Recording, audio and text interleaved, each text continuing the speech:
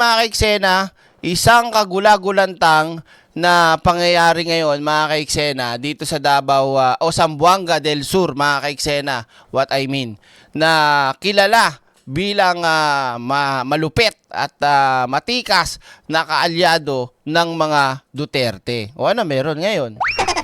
Mga kaiksena, kung kilala nyo yung pamilyang Yu ng Zamboanga del Sur, na dating kaalyado ng mga Duterte, ay nako, pumabor mga kaiksena sa impeachment. Kilala po sila mga kaiksena talaga na sanggan dikit at malaking pamilya sa Zamboanga del Sur na sumusuporta, pero tinalikuran na at tinabla na mga kaiksena ng mga Yu sa Zamboanga del Sur. Bakit kaya? At kung maaalala ninyo, may content din tayo mga kaiksena na halos lahat ng taga Mindanao na mga kongresista ay bumoto pabor sa impeachment ni Sara Duterte. Ito po ay katunayan na talagang nalalagasan at nalalagasan ng mga kaalyado itong putang inang si Sara Duterte. Boom! Legit yan, di ba? Ading Angelo. Yan, maraming salamat po sa inyo pong pa-copy. Yan. So, eto na mga kaiksena, pakinggan natin. Ano po? Mabigat talaga to. Napakarami ng umaayaw at tumataliko dito sa putang inang si Sara Duterte. Sige ate, tira. Bukod sa Davao, itinuturing din umanong baluarte ng mga Duterte ang probinsya ng Zamboanga del Sur. Pero bakit nga ba tila bumaligtad na ang suporta ng pamilya Yu o ang kinikilalang most powerful political clan ng probinsya? Kita nyo mga kaiksena, most powerful political clan ng probinsya. 'Di ba? Totoo yan, Mary Alvarez. Sapag ang DDS nakapanood dito, sasabihin nila, nabigyan niya ng maleta, bangag yan, adik yan. Di ba? Ganyan ang mentalidad ng mga DDS pag walang mairebat, bangag, adik. Tanungin mo, tama ba na magsinungaling ka sa salin mo? Wala, nabigyan ng maleta yan. Wala, adik yan, bangag. Tuloy natin. Narito ang agenda report ni RJ Rosalado. Malaki ang boto na nakuha ni Vice President Sara Duterte sa Zamboanga del Sur noong 2022 elections. Pumikit 365,000 o 63% ng casted votes ang Totoo, dynasty rin sila, Shirokan Saki, yung nanay, yung mga anak. Nasa politika rin, kaya nga powerful sila sa probinsya. punta kay VP Sara. Patunay na solid ang naging suporta ng probinsya sa Vice Presidente. Pero matapos magkalamat ng political relationship ng mga Duterte kay President Bongbong Marcos, tila bumaligtad na ang mga dating political ally ni VP Sara sa Zamboanga del Sur. Ang dating kongresista at ngayon gobernador ng probinsya na si Divina Yu ay pumirma pabor sa unang impeachment case laban sa Vice Presidente. Ang kanyang dalawang mga anak na sina 1st District Representative Joseph Kim Yu at 2nd District Representative Jaisel Victoria Yu. Sinuportahan din ang pangalawang impeachment case laban kay VP Sara. Sa isang panayam, sinabi ni Governor Yu na ang impeachment case ay isang proper legal venue para masagot ni VP Sara ang mga akusasyon laban sa kanya. Pero hindi maintindihan yan ng mga DDS syempre. Pag sinabi mong, halimbawa, kahit sabi mong kaalyado ka pero sinabi mong pumabor ka para masagot ng mabuti at may paliwanag sa taong bayan ng katotohanan, hindi maintindihan ng mga DDS yan. Bobo kasi. Diba?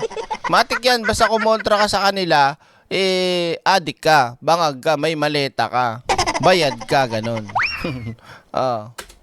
Ang impeachment nandyan na yan eh. So, siguro pag-usapan nila sa Senate para ma-vindicate din si VP kung totoo ba yung mga accusation sa kanya or hindi. Iginiit din ni Governor Yu na hindi sunod-sunuran sa kanya ang kanyang dalawang anak at sariling desisyon nila umano ang suportahan ng impeachment case laban kay VP Sara.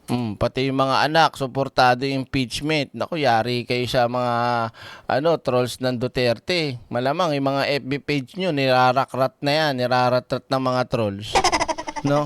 At nang tanungin kung susuportahan niya muli ang Vice Presidente sa 2028 national elections, tila nagpa-play safe sa sagot ang gobernador. Ang ano naman, support for Duterte, ano pa naman for us dito sa local government sa 2028 pa. So sila as function nila sa Congress, decision din nila yon.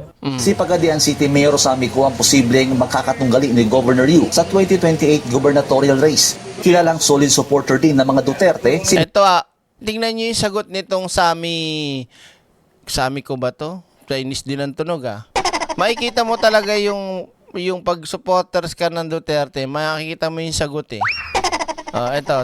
Mayor Coo. Pero pagdating sa issue ng impeachment case, tila magkaiba ang pananaw ni Mayor Coo kumpara kay Governor Yu. On the impeachment, sana wag na lang yan i-concentrate sa ngayon kasi marami din tayong problema. Tunog at linyahan ng mga DDS, 'di ba? At ng ibang religious group. Yan ang gusto nilang palusot lagi Maraming issue na dapat sagutin. Huwag niyo nang i-impeach, huwag nang magkaroon ng impeachment. Focus na lang tayo sa problema ng bansa. Problema nga ng bansa tong putang inang si Sara Duterte.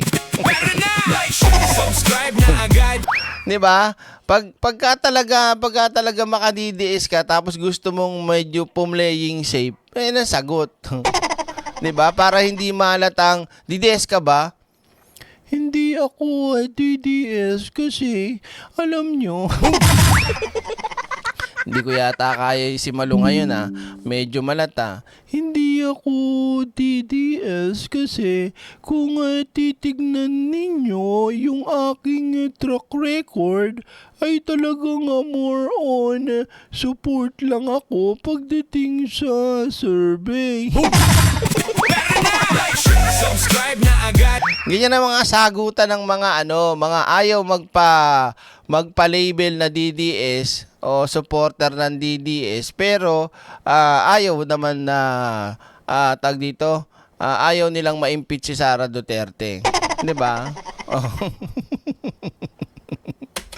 Karamihan man sa Yan. Ito yung na-content na natin nakaraang buwan, 'di ba?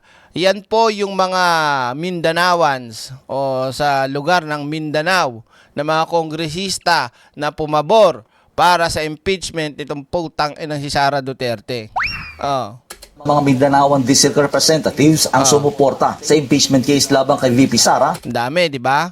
Pero tila nananatili pa rin ang simpatya ng mga taga Mindanao sa pamilya Duterte. Siyempre, maraming ang tatanga-tanga kasi. Maraming uto-uto. Pero mga kaiksena, iba pa rin pagka talagang naipapakita at mga nasa posisyon na nagsasabi na sila ay tumatalikod dito sa suporta sa mga Duterte. Sino lang yung nagsasabing Duterte sila? Di yung mga madaling mauto, yung hindi gumagamit ng utak, na hindi nakikita at nalalaman kung ano yung tama at mali. Saan ka nakakita nagnakaw ng pera? Pinasosooli ng COA. Tapos hindi sinosoli, gusto pa nilang iboto bilang presidente. 'Di ba? Nagpasa ng salin na dapat lahat sasabihin mo, ilalagay mo. Pero anong ginawa ni Sara Duterte? Pineke, nagsinungaling. Pero sa mga tatanga-tanga at uto-utong mahina utak na mga DDS, okay lang pa rin sa kanila ang ginawa ni Sarang manloko gamit ang salin.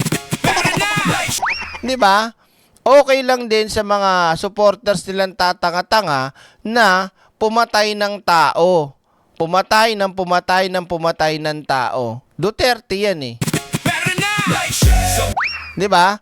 Ganyan ka balasubas yung mga Duterte na talagang sinasamba ng mga hunghang, mga baliw, mga may sakit sa utak na supporters nila. Isang patunay dito ang resulta ng recent surveys. Para sa agenda, RJ Rosalado, Billionaire News Channel, Zamboanga del Sur. Kanina, mga kaiksena ha? Naintindihan nyo? Let's go.